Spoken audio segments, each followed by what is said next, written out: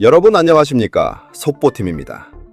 여러분은 영화가 성공하기 위해 가장 중요한 것이 무엇이라고 생각하십니까? 좋은 배우일까요? 아니면 뛰어난 감독과 막대한 제작비일까요? 물론 모두 중요합니다.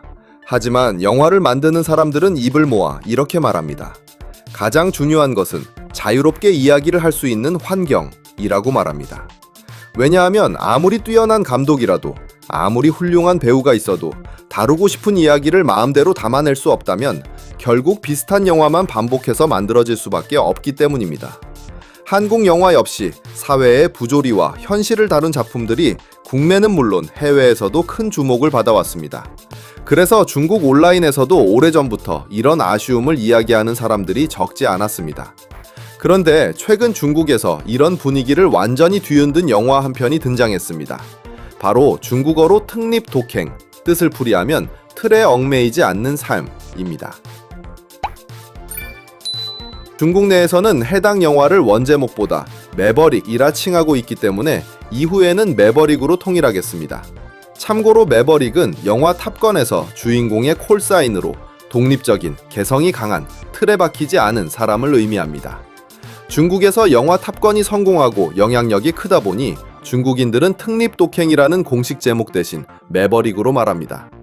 예고편이 공개될 당시만 해도 그저 평범한 B급 코미디 영화로 보였습니다. 거대한 제작비가 들어간 블록버스터도 아니었고 화려한 CG나 유명 IP를 앞세운 작품도 아니었습니다. 실제로 예고편이 공개되고 저희 속보팀이 가장 먼저 느낀 점은 해당 영화의 주인공이 대놓고 슈퍼맨이나 아마존 오리지널 드라마 더보이즈의 홈랜더를 카피했다고 여길 정도였습니다. 영화의 감독인 싱원슝은 주로 코미디 영화를 연출해온 감독이며 이번 작품 역시 개봉 전까지만 해도 대형 기대작으로 분류되지는 않았습니다. 하지만 개봉과 동시에 상황은 완전히 달라졌습니다. 중국 영화 시장에서 입소문을 타기 시작하더니 개봉 3일 만에 누적 박스오피스 약 7천만 위안, 한화 약 157억 1,780만 원을 돌파하며 여름 극장가의 다크호스로 떠오른 것입니다. 刚去电影院看完这个特立独行啊，真的太有反差了。那人家是正经带超能力的超级英雄，叫飞银，能打外星人，能成大事。一回到这个小小的莱茵县，直接就蔫了，啥也不是。能对抗全世界的危机，就对付不了最普通的人情世故。反观身边那些人呢，就说县长的小舅子胡德昌、大长脸呀，实打实的草包一个，没半点能耐，就靠手里有点关系，背后有人撑腰，强敌呀对手，而是无处不在的人情世故。 중국 영화 전문 매체들은 이 영화를 두고 올여름 극장가의 예상밖 흥행작, 입소문으로 관객을 끌어모으는 다크호스라고 평가했습니다. 흥미로운 점은 사람들이 이 영화를 이야기하는 방식이었습니다. 보통 흥행 영화라면 배우의 연기나 화려한 액션, 감동적인 스토리가 먼저 화제가 되기 마련입니다. 그런데 이번에는 달랐었습니다. 중국 온라인에서는 영화의 재미보다도 도대체 이런 영화가 어떻게 검열을 통과한 거지? 라는 질문이 먼저 쏟아졌습니다. 그 이유는 단 하나였습니다. 이 영화가 지금까지 중국 영화에서는 보기 어려웠던 소재를 다루고 있었기 때문입니다. 중국 영화 전문 매체 1905 영화망은 이 작품이 초인의 이야기를 빌려 평범한 사람들이 현실에서 겪는 어려움을 담아냈다라고 설명했습니다. 하지만 중국 관객들이 받아들인 의미는 조금 달랐습니다. 많은 사람들은 이 영화를 보며 현실을 풍자한 영화, 요즘 중국에서는 볼 수 없는 영화, 오랜만에 현실을 건드린 작품이라는 평가를 내놓기 시작했습니다. 물론 앞에서도 말씀드렸던 것처럼 B급 영화이다 보니 영화 자체의 완성도를 두고는 다양한 의견이 나왔습니다. 它也是个中下的水准，就是整了一堆喜剧人，奇装异服的，闹闹哄哄的，全程在那尬演，进行了一个流于表面的这么一个批判和讽刺，制造很粗糙啊，人物很空洞，逻辑也是非常牵强，就给打个5.5分吧，就是个烂片。 실제로 속보팀이 이번 영상을 제작하면서 가장 먼저 든 생각은 도대체 이 영화가 중국에서 어떻게 검열을 통과했지? 라는 생각뿐이었습니다. 중국에서는 정부를 직접 비판하는 것은 물론이고 정부 조직을 연상시키는 내용 역시 검열 대상이 되는 경우가 적지 않습니다.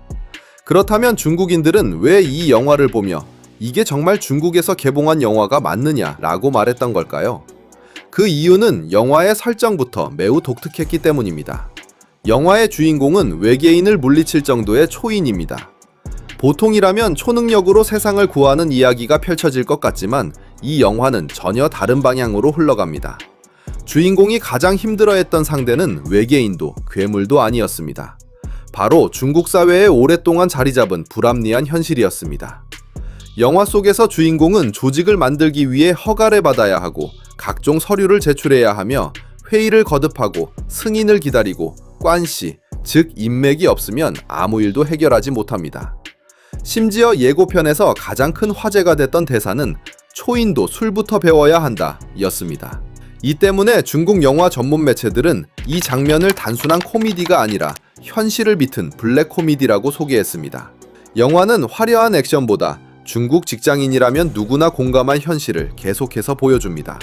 그렇기 때문에 많은 중국인들은 이 영화를 보며 직장 문화와 관료주의, 형식주의, 인맥 중심 사회를 떠올렸습니다. 如果你想看清小县城的运行逻辑，明白什么叫人情世故，啥叫黑色幽默，那你直接去看这部电影啊！我都怀疑这部电影压根儿就是为了过审核啊！我们当然没有办法不妥协，包括我自己生活在县城里面，很多地方你就得按照县城的规则来，但记得自己的本心。该特立独行的时候就得特立独行。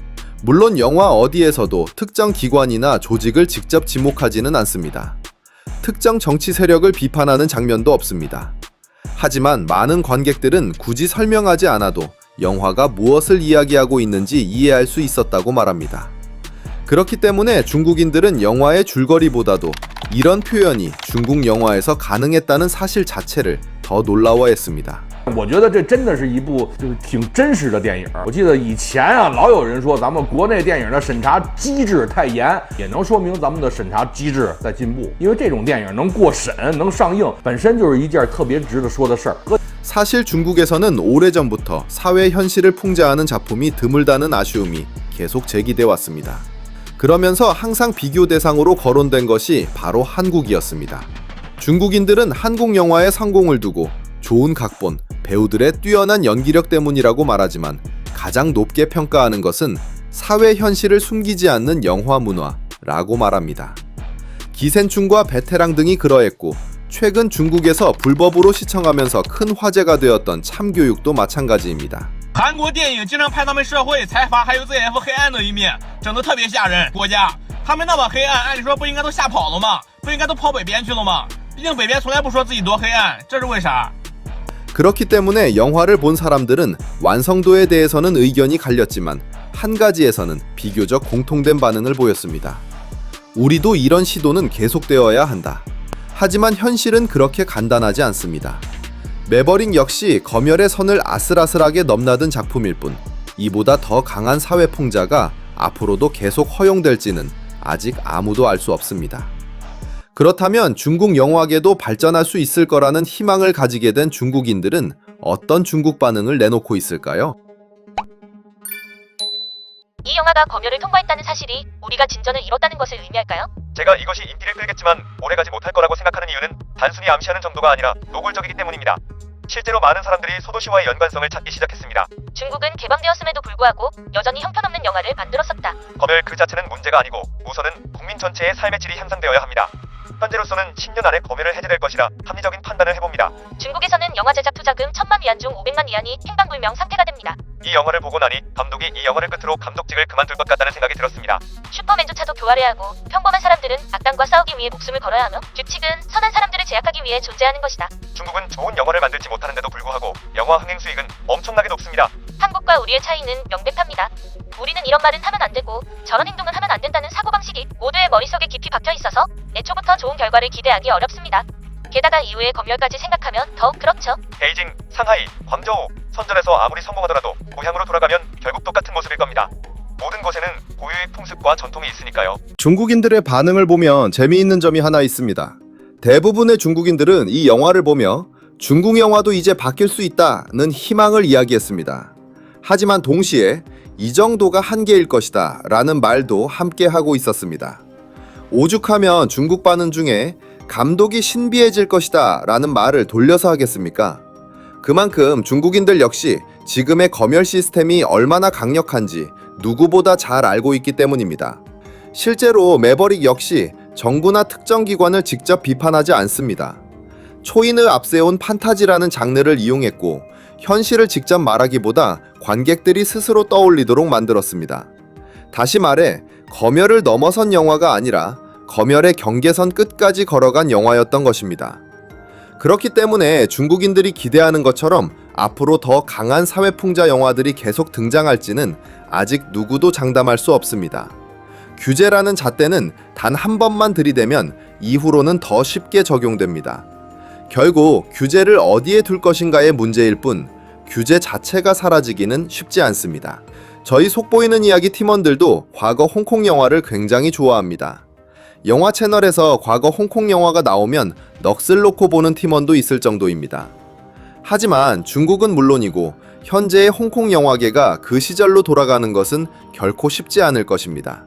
속보이는 이야기 시청자분들은 이번 매버릭이라는 영화를 보며 어떻게 검열을 통과했을 거라 보시나요? 또한 앞으로 중국에서 이보다 더 강력한 사회 비판 영화가 나올 수 있다고 생각하시나요? 여러분의 소중한 의견을 댓글로 남겨주세요. 오늘 영상이 마음에 드셨다면 영상을 주변에 공유해 주시고 좋아요와 구독 부탁합니다.